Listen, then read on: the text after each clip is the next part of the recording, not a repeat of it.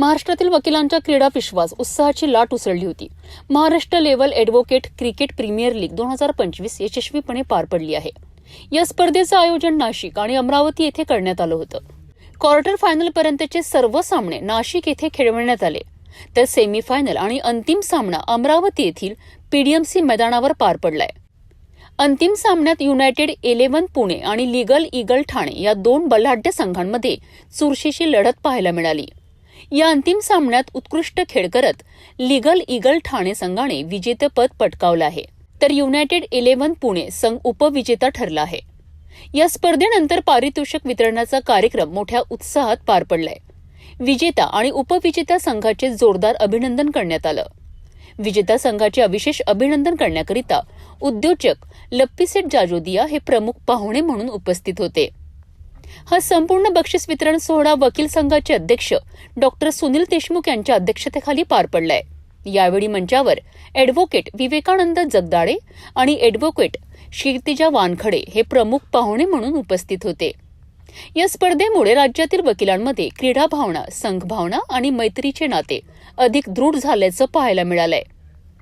एकूणच Maharashtra level advocate cricket premier league 2025 ही स्पर्धा अत्यंत यशस्वी ठरली असून आगामी काळात अशा स्पर्धा आयोजित व्हाव्यात अशी अपेक्षा व्यक्त करण्यात येत आहे। आज या ठिकाणी लीगल विजेता ठरलेला आहे। आपल्यासोबत लप्पीसेठ जाजोदिया आहे। काय त्यांच्या प्रतिक्रिया जाणून घेऊया। या सर्व टीमचं अभिनंदन करण्यासाठी खास अमरावती मधून अंबानगरी करून सत्कार करण्यासाठी आले आहेत तेजस टिपरे यांचा। काय मी ठाण्यावरून आलेलो आहे, कारण ही आमची ठाण्याची टीम आहे। Thank you sir. मला खूप गर्व आहे, माझी ठाण्याची टीम जिंकली।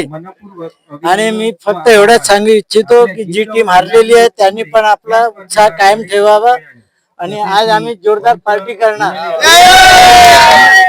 अमरावतीमध्ये असे सामने होतात महाराष्ट्र लेवलचे, काय म्हणणार आपण? झाले पाहिजे ऐसे, जे अपन जो बोलेंगे कि मैदानी खेल खेलना आज की सबसे बड़ी आवश्यकता है। सब लोग जब व्हाट्सएप के युग में ज्यादा समय टीवी, व्हाट्सएप या सोशल मीडिया पे देते हैं, तो उसकी बजाय अगर मैदानी खेल खेलेंगे तो सब ऐसे मजबूत बनेंगे।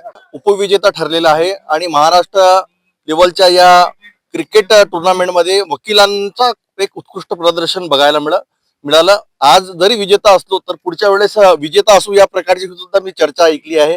काय म्हणणार, काय आपलं नाव आणि काय आपल्या प्रतिक्रिया? माझं नाव ॲडव्होकेट जयराज गौड, युनायटेड 11चं मी कॅप्टन आहे। आम्ही पुण्यामध्ये प्रॅक्टिस करतो। आमची सर्वांची जी प्रॅक्टिस आहे पुणे जिल्हा कोर्टात असते आणि आम्ही दर मागच्या वर्षी सुद्धा उपविजेता, या वर्षी सुद्धा उपविजेता होतो। चांगला खेळ झाला, जे चांगले खेळले ते जिंकले। आम्ही आमचा प्रयत्न केला जिंकायचा, थोड्यासाठी थांबलो। पुढच्या वर्षी आम्ही अजून चांगल्या पद्धतीने तयारी करू आणि पुढच्या वर्षी जिंकायचा प्रयत्न करू। किती मॅच मारले आपण आता? 114 जितके किती? 7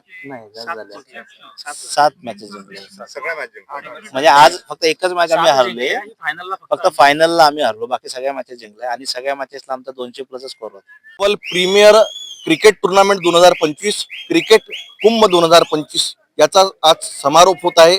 आज विजेता टीम म्हणून या ठिकाणी लीगल ईगल यांनी विजेता झालेली आहे, तर उपविजेता टीम युनायटेड 11 झालेली आहे। आपल्यासोबत श्री रामकृष्ण जगदाळे फाउंडेशनचे अध्यक्ष विवेकानंद सर जाणून घेऊया त्यांच्या काय प्रतिक्रिया।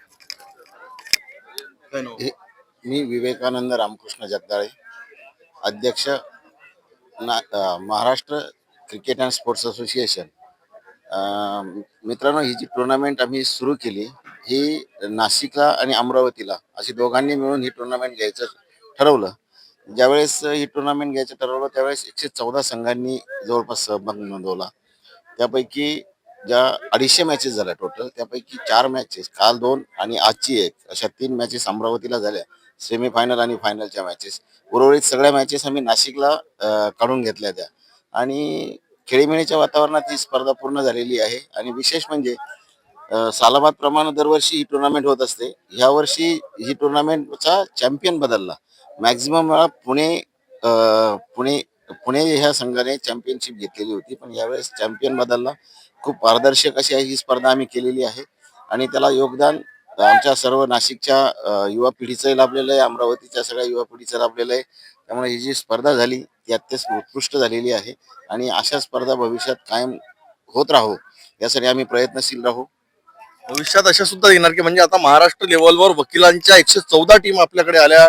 नाशिकमध्ये क्वार्टर फायनल पर्यंत टुर्नामेंट झाल्या, सेमीफायनल फायनल आज आपल्या इथे अमरावतीला झालं.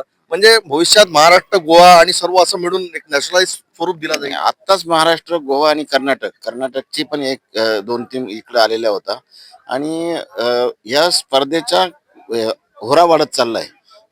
खेळणाऱ्यांची संख्या वाढत चाललेली आहे आणि म्हणून आम्ही असा निर्णय घेतला या स्पोर्ट असोसिएशनच्या माध्यमातून की किमान 2 शहरांनी मिळून या स्पर्धा आता इथून पुढे भविष्यात कराव्या लागतील. त्याचा हा प्रोमो होता. असा हा एक आम्ही आपण काय म्हणतो त्याला हे घेतलं, त्याचं ट्रायल घेतली, डेमो घेतला. तो डेमो आणि तो डेमो मॅक्झिमम सक्सेस झालेला आहे.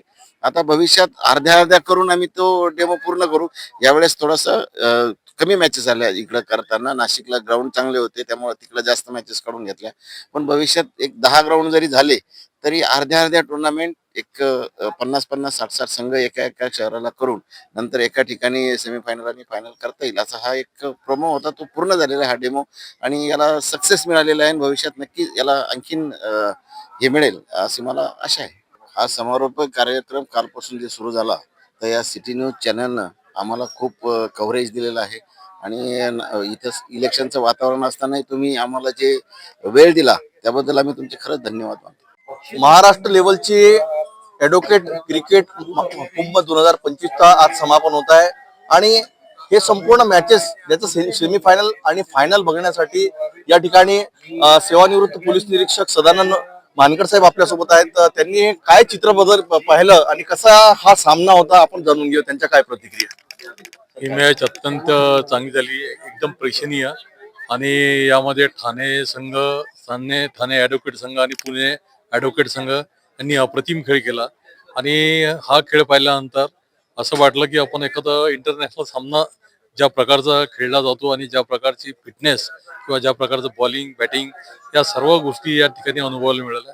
खरोखरच एकदम या ठिकाणी चांगला संघ, दोन्ही चांगले संघ, तुल्य संघ होते आणि चांगल्या प्रकारे खेळ दाखवला. अंतिम क्षणापर्यंत ही मॅच चालली आणि अत्यंत चांगल्या प्रकारे हा सामना पाहायला गेला. सर्व आपलीतले प्रेक्षक जे आहे ते मंत्रमुग्ध झाले आणि तसेच या ठिकाणी जे गजानन अकॅडमी तर्फे कोचिंग चालवण्यात येते, आपली इथले काही मुलं नॅशनल इंटरनॅशनल लेवलला आणि विदर्भ लेवललाही खेळत आहे. तर एक क्रिकेट जे अमरावतीचं असे जर सामने चांगले होत गेले तर चांगल्या प्रकारे त्याला एक प्रोत्साहन आणि मिळेल आणि चांगले प्लेयर आपली इथून मिळतील.